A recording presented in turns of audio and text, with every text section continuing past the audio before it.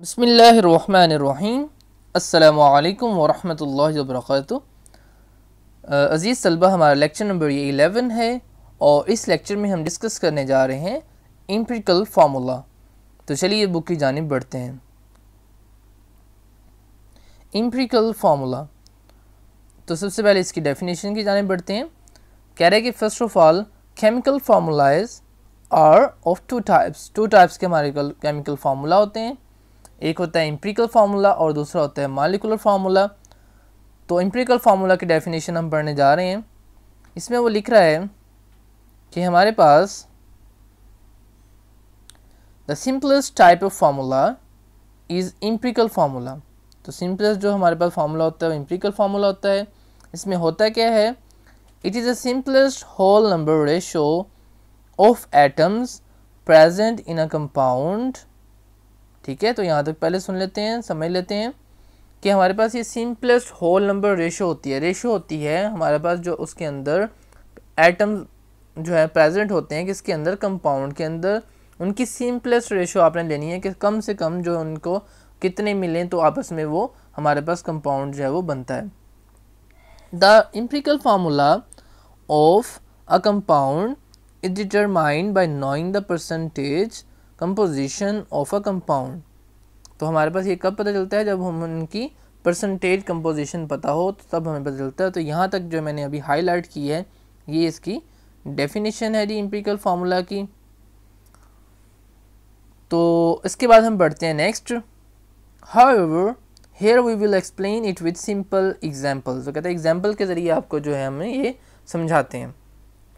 The covalent compound silica sand, जिसको SiO2 बोलते हैं, हैज़ सिंपलेस्ट रेशो 1:2। इसमें क्या होता है हमारे पास 1 रेशो जो होती है Si की और 2 रेशो ऑक्सीजन के, यानी Si for silicon and oxygen respectively. Therefore it's empirical formula is SiO2। तो इसमें SiO2 होगा क्योंकि हमारे पास रेशो ये होती है कि हमारे पास इस तरह 1 रेशो वो मिलती है, 2 रेशो ऑक्सीजन की, तो मिल के ये फिर आइटम इस तरह से कंबाइन होते हैं और फिर हमारे पास कंपाउंड जो है वो बनता है। Similarly glucose has simplest ratio 1:2:1 of carbon, hydrogen and oxygen respectively. तो रिस्पेक्टिवली का मतलब होता है कि जैसे पहले 1 है तो कार्बन का 1, फिर 2 है तो हाइड्रोजन सेकंड नंबर पे लिखा है तो हाइड्रोजन के 2, और 1 फिर एंड में है तो एंड में इधर ऑक्सीजन है तो फिर आपके पास ऑक्सीजन के 1। Hence, its empirical formula is CH2O। तो इसका empirical formula क्या होगा, CH2O। As discussed earlier, the ionic compound exists in 3-dimensional network forms। तो जब हमने पढ़ा था पीछे, लेक्चर नंबर था हमारा तकरीबन वो जी, जिसमें हमने फार्मूला यूनिट का पढ़ा था, तो लेक्चर नंबर 6 था जिसके अंदर कंपाउंड्स के अंदर हमने फार्मूला यूनिट का पढ़ा था, जिसमें NaCl की आपको मैंने पिक्चर भी दिखाई थी कि किस तरह से वो यूनिट होते हैं, 3 डायमेंशनल स्ट्रक्चर होता है, और जिस तरह आपको बताया था कि फौज की तरह से वो कंबाइन होते हैं। ठीक है, तो उसमें होता क्या है जी, ईच आइन is surrounded by oppositely charge आइन।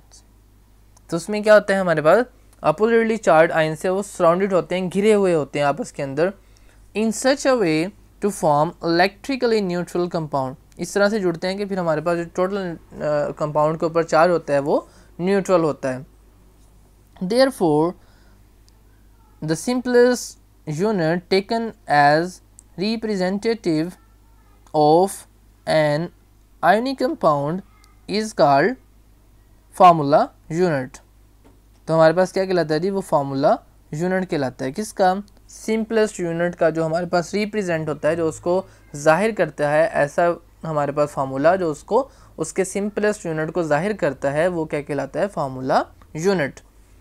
It is defined as the simplest whole number ratio of ions as present in the ionic compound.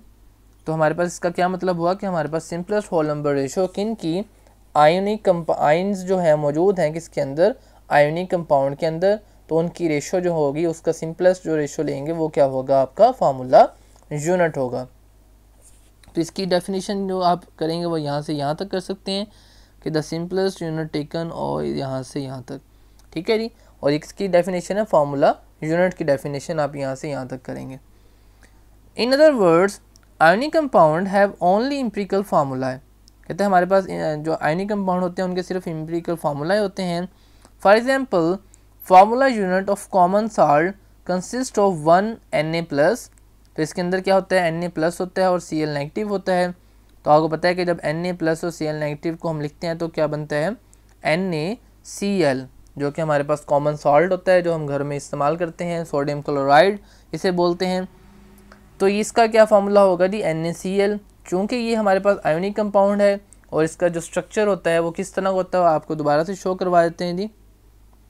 ये देखिए जी हमारे पास NaCl का स्ट्रक्चर इस तरह से होता है और इस तरह से ये जो है पॉजिटिव नेगेटिव आपस में एक दूसरे के साथ सराउंडेड होते हैं, घिरे हुए होते हैं। तो देखिए आपको नज़र आ रहा होगा हमारे पास जो ग्रीन कलर है क्लोरीन का, वो देखिए आप लिखा हुआ है Cl नेगेटिव एनाइन और ऊपर लिखा हुआ है Na+ कैटाइन। और देखिए आप ग्रीन जो है वो ब्लूज़ के अंदर, ब्लू जो डॉट्स हैं उनके अंदर किस तरह से घिरे हुए हैं। तो आपस में ये इस तरह से मिलके किस तरह की फॉर्म बनाते हैं, हमारे पास इस तरह की फॉर्म बनाते हैं। तो इनका फिर क्या होता है हमारे पास आयोनिक कंपाउंड होते हैं और इनका जो फार्मूला यूनिट जो है उससे इसको रिप्रेजेंट किया जाता है। तो चलिए दोबारा से बुक की जानिब बढ़ते हैं। Similarly formula unit of potassium bromide KBr which is also it's empirical formula, तो कहता है कि इस तरह ही से ही जिस तरह NaCl है इस तरह KBr भी है जिसका फार्मूला यूनिट होता है और उसका नाम क्या है हमारे पास पोटाशियम ब्रोमाइड। तो इस तरह से जी आज का लेक्चर हमारा कंप्लीट हुआ। हमारा लेक्चर था एम्पिरिकल फार्मूला के ऊपर। हमने आज 2 डेफिनेशन जो हैं वो डिस्कस की हैं। एक तो एम्पिरिकल फार्मूला की डेफिनेशन, ये आप इसे याद भी करेंगे, राइट आउट भी करेंगे, और इसकी एग्जांपल भी एक जो है ये जो दी हुई है इनमें से, इन दोनों में से SiO2 या CH2O में से एक एग्जांपल कोई करेंगे, ठीक है। और इसी तरह से आप फार्मूला यूनिट भी करेंगे और NaCl या फिर KBr में से NaCl की आप डेफिनेशन भी राइट आउट करेंगे और इनको याद भी करेंगे जी। मिलते हैं नेक्स्ट लेक्चर में और दुआ में याद रखिएगा। अल्लाह ताला आपका हामी नासिर हो, खूब दिल लगा कर पढ़ें जी। अल्लाह हाफिज़। अस्सलाम वालेकुम व रहमतुल्लाहि व बरकातुहू।